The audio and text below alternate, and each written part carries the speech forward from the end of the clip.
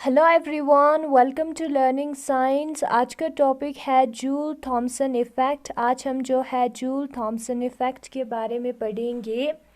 ये जो joule Thomson effect है वो जो है एप्लीकेशन ऑफ मैक्सवेल्स रिलेशन, जो मैक्सवेल्स रिलेशन है उसके एप्लीकेशन में आता है, क्योंकि इधर जो है मैक्सवेल्स रिलेशन का यूज़ होता है। हम जो है जूल थॉमसन इफ़ेक्ट में जूल थॉमसन कोफिशिएंट निकालेंगे मैक्सवेल रिलेशन का यूज करके। जूल थॉमसन इफेक्ट में बी स्टेटेड एज अंडर। जो जूल थॉमसन इफेक्ट है वो यहाँ पे स्टेट किया है। When a gas is made to expand adiabatically from a region of high pressure to a region of extremely low pressure, a change in temperature, generally cooling, except for hydrogen and helium, is produced. जो joule Thomson effect है वो यहाँ पे नीचे दिया है। जब gas जो है एक्सपेंड होता है एडियाबेटिकली, यानी कि जो चेंज इन हीट होगा वो ज़ीरो होगी, from a region of high pressure से to a region of extremely low pressure, एक हाई प्रेशर वाले रीजन से एक लो प्रेशर वाले रीजन में जब गैस एक्सपेंड होता है तब क्या होता है, जो टेम्परेचर है उसमें चेंज आता है। जनरली जो है वो कूलिंग होता है, टेम्परेचर में डिक्रीज होती है जब गैस एक्सपेंड करती है adiabatically from a region of high pressure to a region of low pressure, और उसको हम जूल थॉमसन इफेक्ट कहते हैं। लेकिन जो हाइड्रोजन और हीलियम के केस में जो है हीटिंग प्रोड्यूस होता है, टेम्परेचर में इंक्रीज होता है। तो जो चेंज इन टेम्परेचर होता है जब हम गैस को एक्सपेंड करेंगे adiabatically from a region of high pressure to a region of low pressure, उसको हम कहते हैं joule Thomson effect.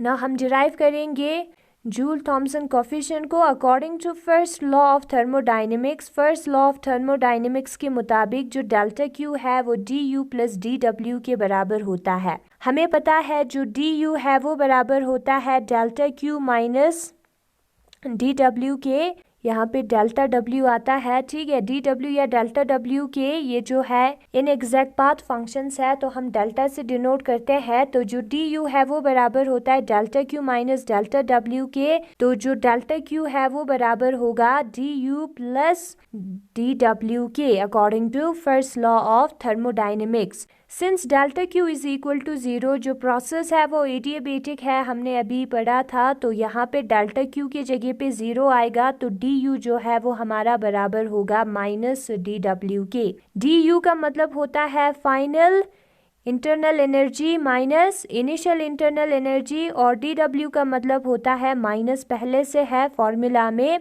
Final work done minus initial work done, ठीक है। तो फाइनल वर्क डन जो है वो बराबर होता है पी डी वी के, हमें पता है पी वी के बराबर होता है वर्क डन।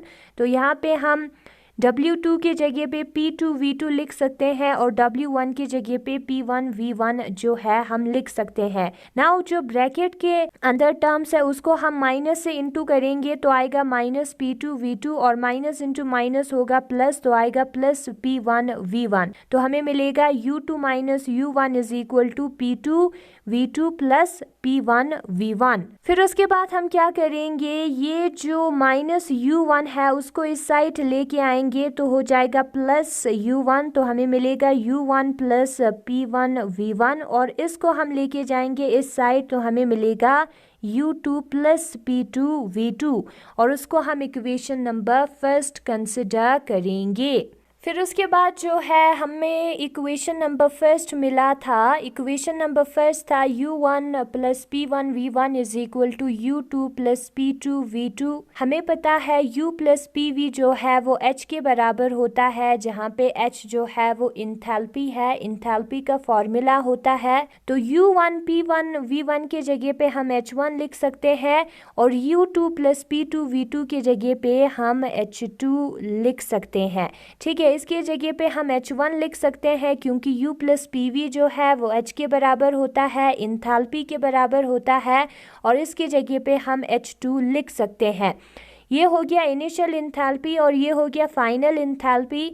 इनिशियल इंथैल्पी और फाइनल इंथैल्पी जब इक्वल आती है उसका मतलब ये है कि जो इंथैल्पी है वो कांस्टेंट है। Thus the enthalpy of the gas remains constant, तो जो इंथैल्पी है गैस का वो कांस्टेंट रहता है।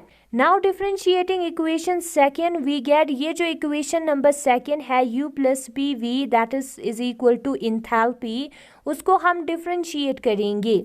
ये जो इक्वेशन है उसको जब हम डिफरेंशिएट करेंगे तो u का डिफरेंशिएशन आएगा दैट इज du, और p इंटू वी का डिफरेंशिएशन क्या आता है फॉर्मूला, पहले हम p का डिफरेंशिएशन करके v को रखेंगे, फिर हम p को रख के v का डिफरेंशिएशन करेंगे। वही फॉर्मूला यहाँ पे अप्लाई किया है, P D V plus V D P आता है।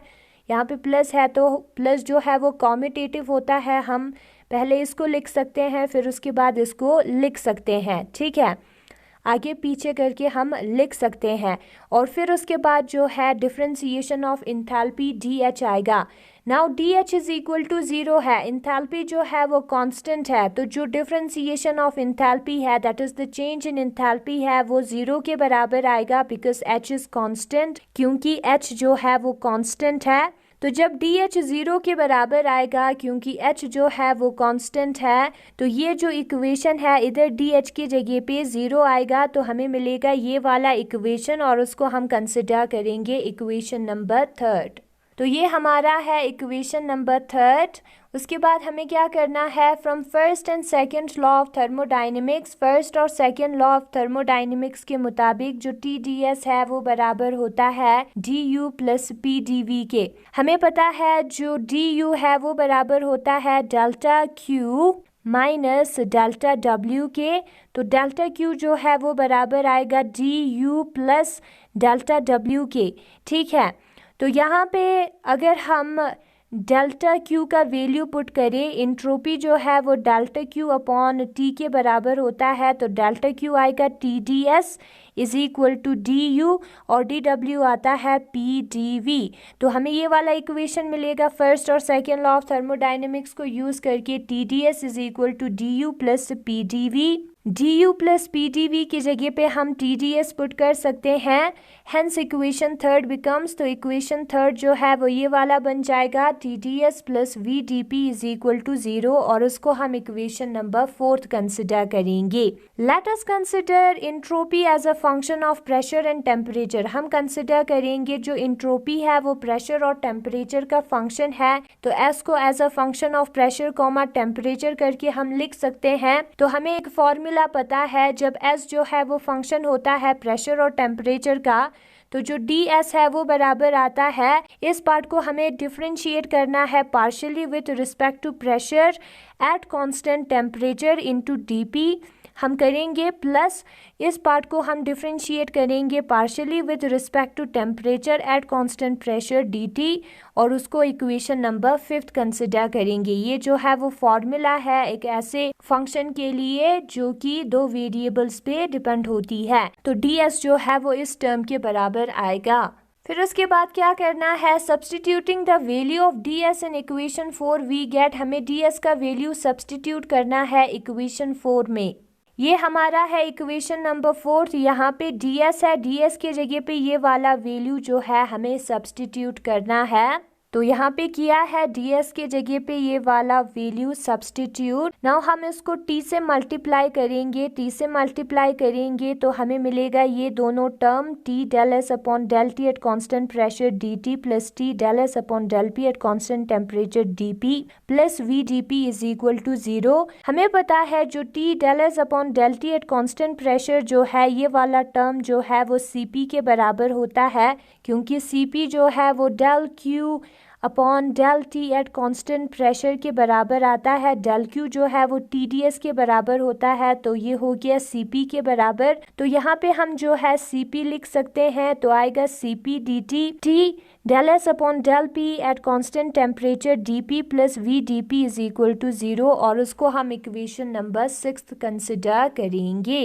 तो ये रहा हमारा equation number 6 according to Maxwell's relation. यहाँ पे मैक्सवेल्स रिलेशन का यूज हुआ है, तो ये जो चीज़ है हमने डिराइव किया है मैक्सवेल रिलेशन को यूज़ करके, तो ये जो चीज़ है that is the Joule Thomson effect, वो जो है मैक्सवेल रिलेशन के एप्लीकेशन में हम पुट कर सकते हैं, वो जो है मैक्सवेल रिलेशन के एप्लीकेशन में आता है। तो according to Maxwell del S upon del P at constant temperature जो है मैक्सवेल रिलेशन के मुताबिक del S upon del P at constant temperature जो है वो minus del V upon del T at constant pressure आता है। तो यहाँ पे उसका वैल्यू हम पुट करेंगे। यहाँ पे किया है del S upon del P at constant temperature की जगह पे del V upon del T at constant pressure. बाकी सारी चीज़ें जो है इक्वेशन 6 से सेम है और यहाँ पे माइनस साइन है, ठीक है, क्योंकि यहाँ फॉर्मूला में माइनस है। फिर उसके बाद हमें क्या करना है, फिर उसके बाद हमें लिखना है सी पी डी टी। इस रिलेशन को हम जो है इजीली याद रख सकते हैं, हमें कैसे मिलता है ये रिलेशन। तो हम ऐसे करके सर्कल ड्रॉ करेंगे। सर्कल में हमें लिखना है टी वी एस पी, ठीक है, और यहाँ पे S और P जो है वो दिया है, यानी कि इस डायरेक्शन में हमें नहीं जाना है। S से स्टार्ट किया है तो हम इस डायरेक्शन में जाएंगे। नीचे P दिया है उसको हमें नहीं देखना है, तो आएगा S के बाद V, V के बाद T, फिर P। तो del S upon del P at constant temperature जो है वो किसके बराबर आएगा, del V upon del T at constant. यहाँ पे टेम्परेचर कांस्टेंट होगा, यहाँ पे प्रेशर कांस्टेंट होगा और डायरेक्शन एंटी क्लॉकवाइज है तो आएगा माइनस। तो ऐसे हम जो है फॉर्मूला को याद रख सकते हैं। तो यहाँ पे हम वैल्यू को पुट करेंगे तो हमें मिलेगा ये वाला इक्वेशन। फिर उसके बाद हम क्या करेंगे, ये जो हिस्सा है उसको हम लेके जाएंगे राइट साइड को, यहाँ पे लिया है। फिर उसके बाद हम इसमें से जो डीपी है उसको कॉमन बाहर निकालेंगे, तो ये चीज़ जो है ब्रैकेट के अंदर बचती है। फिर उसके बाद हम सीपी को यहाँ पे डिवाइड में लाएंगे और डीपी को यहाँ पे डिवाइड में लेके जाएंगे, तो हमें मिलेगा इक्वेशन नंबर 7। तो इक्वेशन नंबर 7 में हमें ये वाला टर्म तो मिला है, उसको हमें बैक इस साइड लेके जाना है, तो हमें dt मिलेगा। dt जो है वो इस टर्म के बराबर होगी, v को हमने कॉमन बाहर निकाला है, बाकी सारी चीज़ें सेम है। इस ब्रैकेट में से जब हम v को बाहर कॉमन निकालेंगे तो ये जो टर्म है उधर v है नहीं, तो यहाँ पे डिवाइड पे v आएगा और ये v जो है चला जाएगा कॉमन बाहर, तो यहाँ पे 1 आएगा।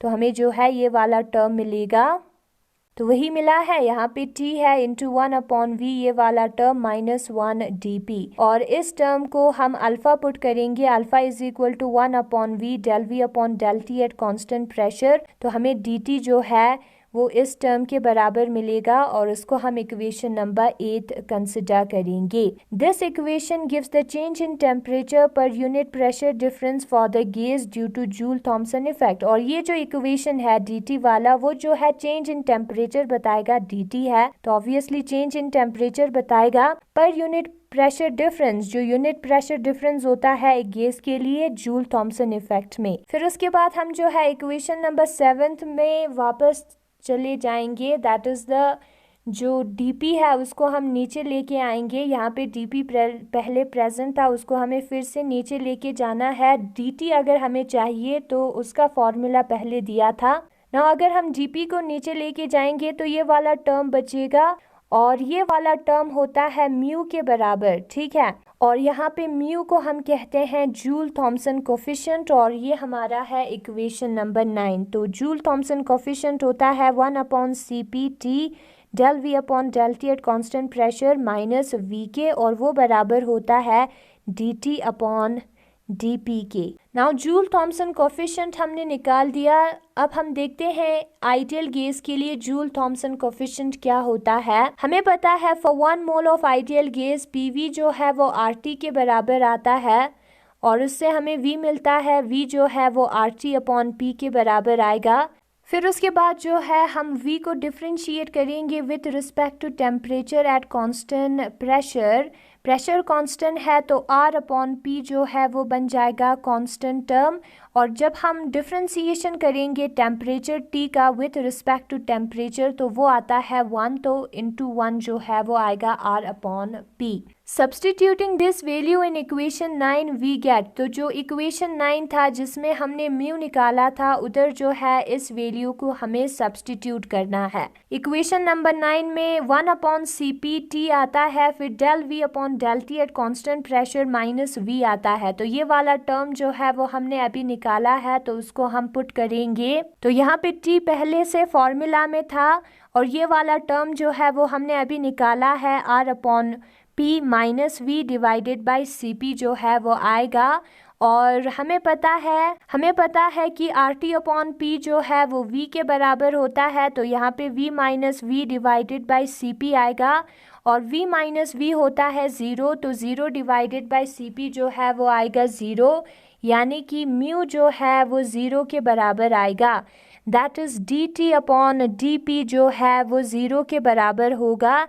D T is equal to 0 into D P जो कि 0 आता है, तो डी टी जो है वो 0 के बराबर आएगा और T is equal to constant, जो टेम्परेचर है वो कॉन्स्टेंट होगा और उसको हम इक्वेशन नंबर 10 कंसिडर करेंगे। Hence there is no change in temperature of an ideal gas due to Joule Thomson effect. तो जो जूल थॉमसन इफेक्ट है उसकी वजह से जो टेम्परेचर है आइडियल गैस का उसमें कोई फर्क नहीं आता है। टेम्परेचर जो है वो कांस्टेंट रहता है एक आइडियल गैस के लिए जूल थॉमसन इफेक्ट में।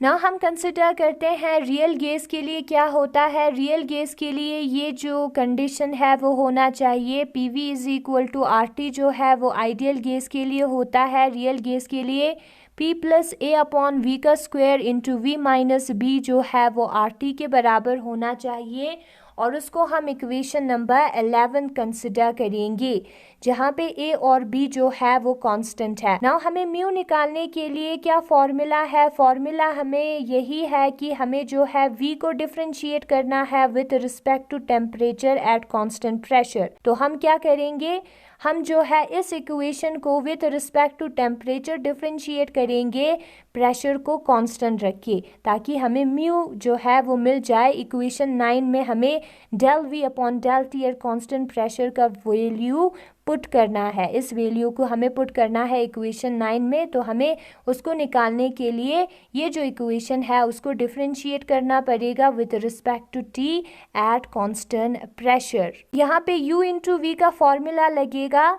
तो हमने u को पहले वैसे ही रखा है, इस टर्म का डिफरेंशिएशन किया है, b कांस्टेंट है उसका डिफरेंशिएशन 0 आएगा, तो बचेगा del V upon del T at constant pressure.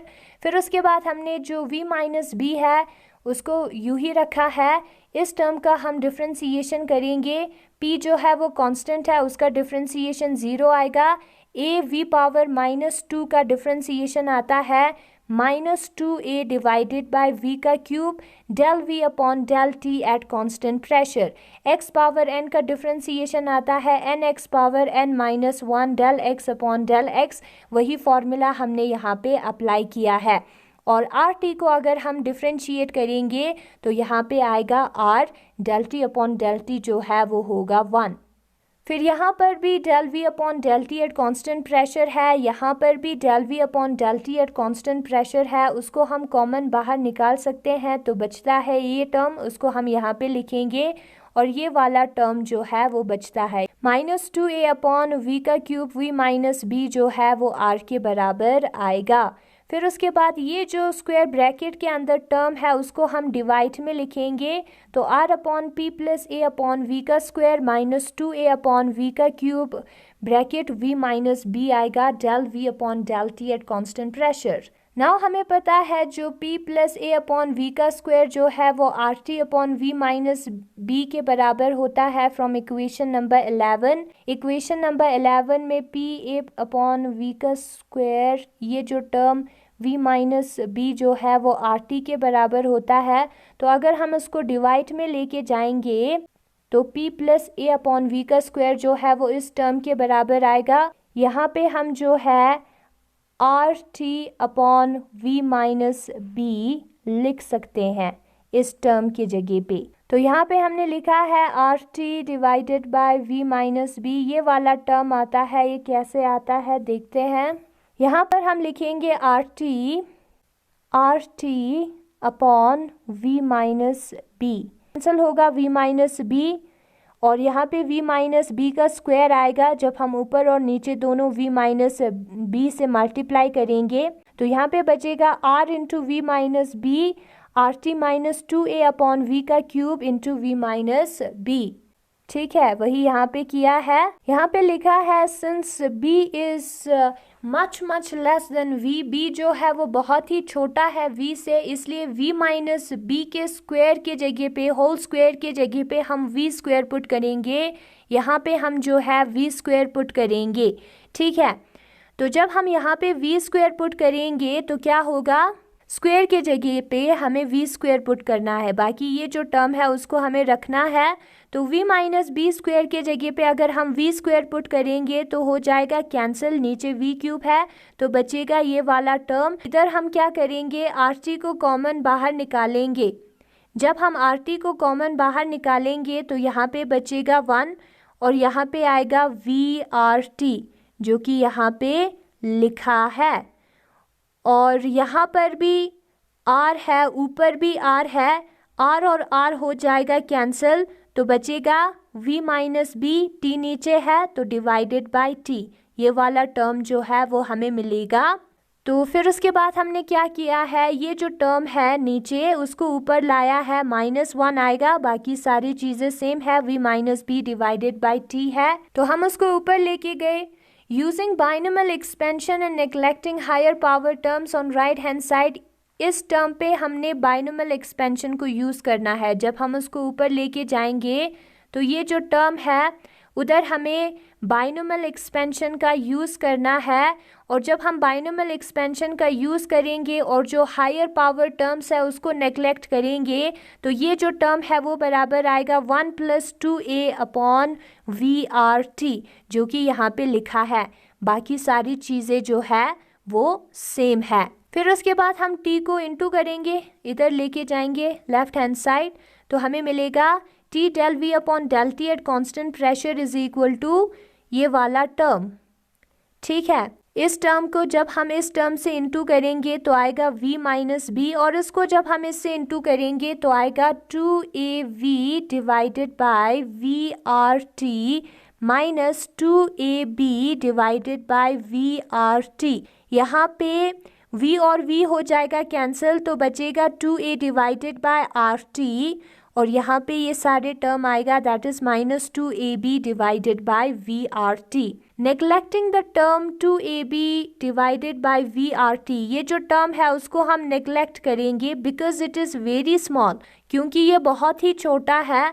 तो हमारा जो इक्वेशन है T del V upon del T at constant pressure वो बराबर आएगा v minus B plus 2a upon R T, इस टर्म के बराबर आएगा। फिर उसके बाद substituting this value in equation 9 we get, equation 9 में हमने जो है म्यू निकाला था that is the Joule Thomson coefficient जो कि del T upon del P के बराबर आता था। उधर हम इस वैल्यू को सब्सटीट्यूट करेंगे, ये formula -v divided by cp होता है तो ये formula -v divided by cp आएगा। तो यहाँ पे हमें ये वाला जो इक्वेशन है वो मिला था, -v और +v कैंसिल होगा तो बचेगा 2a divided by R T minus B divided by cp, और ये हमारा है equation number 12। This gives the Joule Thomson effect for a real gas, और ये जो इक्वेशन है वो Joule Thomson effect for a real gas के बारे में बताता है। यहाँ पे ये जो प्रेशर है वो नेगेटिव होगा, dp जो है वो नेगेटिव होगा क्योंकि प्रेशर जो है वो डिक्रीज हो रही है, गैस एक्सपेंड हो रही है from a region of high pressure to a region of low pressure. तो प्रेशर क्या हो रही है, डिक्रीज हो रही है, तो dp जो है वो नेगेटिव होगी।